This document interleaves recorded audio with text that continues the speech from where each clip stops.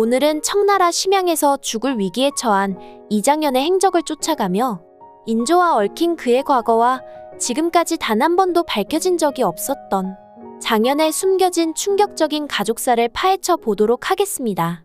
단 해당 내용은 8회까지 방송된 내용과 역사적인 사실을 바탕으로 분석한 개인적인 뇌피셜인 만큼 본방송 내용과는 전혀 다를 수 있다는 점 참고 부탁드립니다. 지난 8회에서 이장현은 심양을 떠나기 전 소현세자를 마중 나온 인조를 바라보며 내관 표원겸과의 대화에서 처음으로 숨겼던 발톱을 드러냅니다. 당시 내관 표원겸은 이장현이 자신의 부탁대로 소현세자와 함께 심양에 가준 것에 고마워하면서도 충심도 아니고 후일을 도모하고자 함도 아닌데 왜 위험한 심양 길을 따라 나서 주는지 그 진짜 이유를 묻습니다. 그러자 장현은 소현세자를 배웅하는 인조를 바라보며 이렇게 답합니다. 전 지금 조선에 있을 이유가 없습니다. 저 가여운 아들의 운명이 조금은 궁금해서. 여러분 느껴지지 않나요? 그동안 감춰왔던 인조에 대한 이장현의 빡침과 분노가 말입니다. 참고로 이장현은 인조에 대한 이런 분노를 여러 차례 보여줬습니다. 이번에는 지난 5회로 가보겠습니다. 이장현은 남현준을 비롯해 내관 표원겸과 함께 청나라 포위망을 뚫고 남한산성에 들어갑니다. 이때 인조와 소현세자를 처음 만나게 되는데 이 두 사람을 바라보는 장현의 눈빛이 심상치가 않았죠. 마치 수십 년 만에 원수를 직접 대면하는 듯한 것처럼 말입니다. 그리고 이런 적대감은 이어진 소현세자와 대화에서도 드러납니다. 자네도 처음에 궁에 오는 걸 꺼렸다지. 자네도 산성에 들어오는 것이 죽을 길이라 여겼는가? 아니옵니다. 우리 전하께옵선 백성들보다 몸을 먼저 피하실 만큼 기민하신 분이니 저 같은 놈의 도움 따윈 필요하지 않을 듯하여. 정말 제대로 이장현이 백성을 두고 도망친 무능한 왕을 비꼬아주네요. 이처럼 이장현은 인조에 대한 굉장히 좋지 않은 감정을 가지고 있습니다. 그리고 그의 아들인 소현세자도 좋아하지 않죠. 그럼 도대체 이장현에게 무슨 사연이 있길래 인조와 소현세자를 그리 대하는 걸까요? 여기에 대한 답을 얻기 위해 지난 1회로 가보겠습니다. 홍시를 사겠다며 능군리에 온 이장현은 서원에 들어가기 위해 시험을 치르게 됩니다. 그때 나온 시제가 절이 무엇인지 쓰시오였죠. 이때 언급된 절의 종류는 여인의 정절, 신하의 충절 또한 아들과 백성이 지켜야 할 절에 대한 것들이었는데요.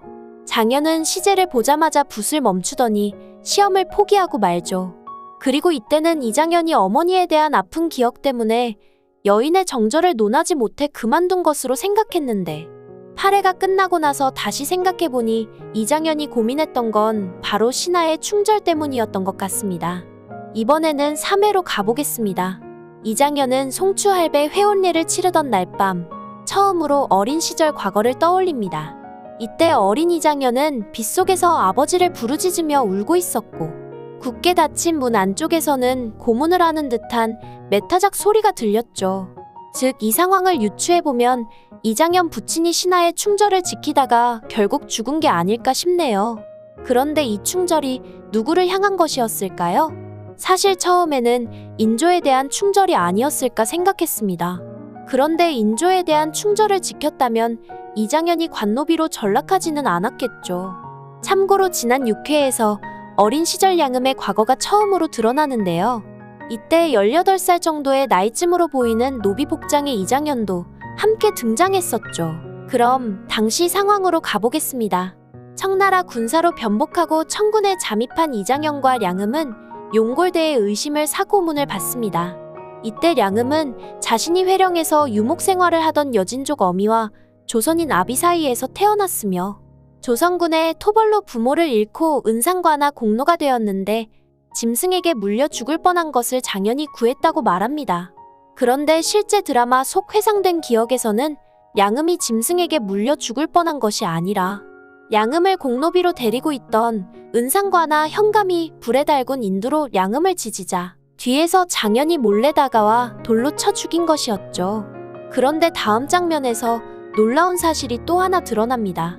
이장현에게 고문을 가하던 용골대는 그에게 고국을 정벌하는데 앞장서다니 부끄럽지 않은가? 라고 묻습니다. 그러자 이장현은 이렇게 답하죠. 조선에서는 내내 노비로 살았는데 조선이라면 이가 갈립니다. 여러분 충격적이지 않나요? 이장현이 은상과나 관노비였다는 사실에 말이죠. 참고로 관노비는 양반가 자식이라도 대역죄인의 자식이면 관노비로 전락하는 경우가 많았습니다. 즉 이장현 아버지가 충절을 지키려다 대역죄를 저지른 탓에 집안이 풍비박산나고 이장현 역시 관노비로 끌려가게 된 것이죠. 그럼 이 상황을 놓고 당시 이장현 가족에게 어떤 일이 벌어졌는지 역사적 사건을 대입해 추리해 보겠습니다. 조선왕조 제15대 왕인 광해의 재임 기간은 1623년까지였고 병자호란은 반정으로 집권한 인조 14년인 1636년 발발했습니다.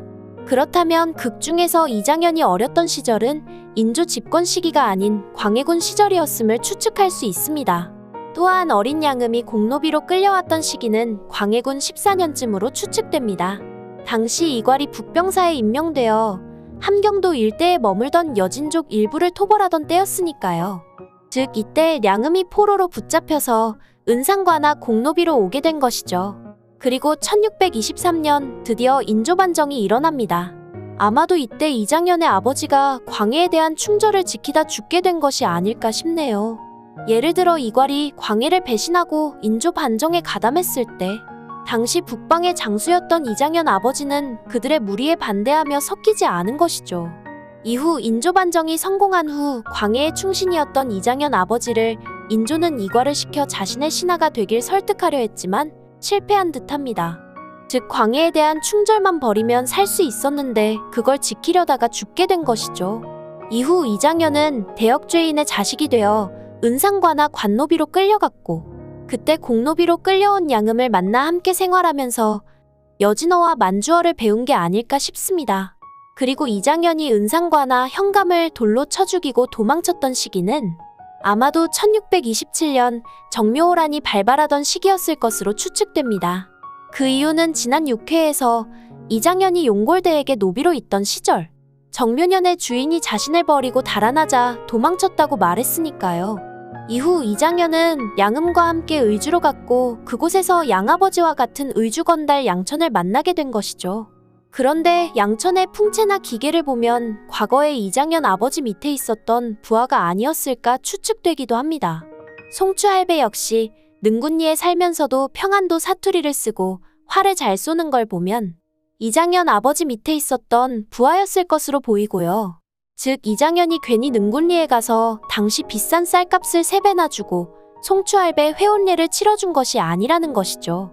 그뿐만 아니라 이장현은 송추할배가 죽었을 때 그 누구보다도 분노했고 죽인 자들을 끝까지 추적했습니다. 또한 병자호란이 끝나고 나서 가장 먼저 찾아간 곳은 다름 아닌 의주 양천의 집이었죠. 결과적으로 이런 사연 때문에 이장현은 그토록 인조를 원수 쳐다보듯이 싫어했는지도 모르겠습니다. 그리고 이장현이 조선 최고의 소드마스터로 불린 이유도 북방의 장수였던 아버지의 피를 물려받았기 때문이 아닐까 싶네요. 오늘 준비한 내용은 여기까지입니다. 구독과 좋아요 부탁드리며 많은 의견과 댓글 남겨주세요. 시청해주셔서 감사합니다.